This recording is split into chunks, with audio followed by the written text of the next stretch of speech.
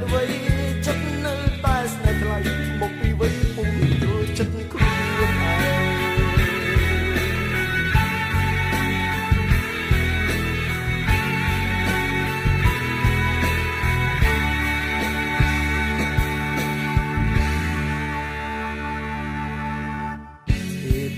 ឲ្យដឹង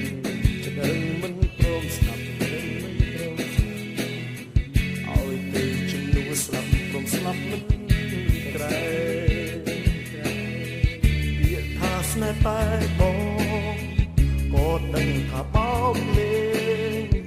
ពីដូចជាក្មេងមិនដឹងខ្យល់អីជឿជាក់ខ្លួនពេកថានឹងអាចវាបំបែកចិត្តថ្លៃដឹងលឺច្បាំងហើយត្រាំត្រើយគ្នាឡើយចឹងទាំងក្តីតែហេតុអ្វី